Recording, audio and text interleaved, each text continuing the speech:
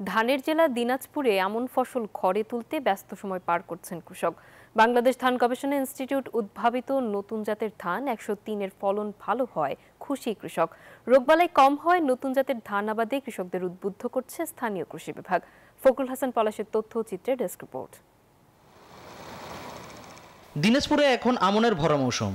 এ সময় ভারী বৃষ্টিতে অনেক ফসল জমিতে পড়ে গেলেও বাংলাদেশ ধান গবেষণা ইনস্টিটিউটের উদ্ভাবিত নতুন জাতের ব্রি ধান 103 ধানের কোনো ক্ষতি হয়নি। উচ্চ ফলনশীল জাতের এই ধান বপন থেকে শুরু করে 130 দিনের মধ্যেই ঘরে তোলা যায় এবং প্রতি হেক্টরে ফলন আসে 6 মেট্রিক টন। রোগবালাই ও উৎপাদন খরচ কম হয় কৃষকদের মাঝে ইতিমধ্যেই ব্রি ধান 103 জনপ্রিয় হয়ে উঠেছে। মোনালিসা হেভি ফ্লো 15 পিস প্যাকেটের সাথে 8 পিসের একটি প্যাকেট একদম ফ্রি। ব্রি ধান 103 এটা নতুন একটা আমাদের বাংলাদেশ ধান গবেষণা ইনস্টিটিউটের নতুন একটা জাত আমন মৌসুমের।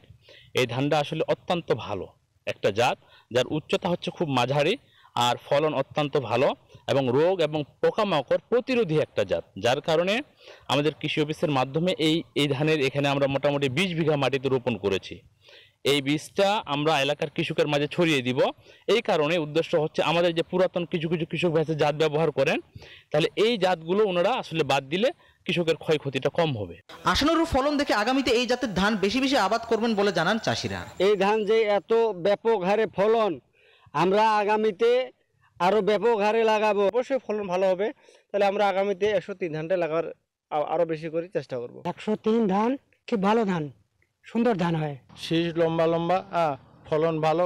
ব্রি ধান 103-এর চাল চিকন ও লম্বা হওয়ায় বিদেশে রপ্তানির সুযোগ রয়েছে বলে জানালেন এই কৃষি কর্মকর্তা। চালটা হচ্ছে চিকন এবং লম্বা, অনেকটা 87-80 কাছাকাছি, তবে এটা চালটা রপ্তানিযোগ্য আমরা মনে করি। দিনাজপুর জেলায় চলতি মৌসুমে প্রায় 2,61,000 হেক্টর জমিতে আমনের আবাদ হয়েছে, আর ব্রি ধান 103 জাতের নতুন ধানটি আবাদ হয়েছে 602 হেক্টরে।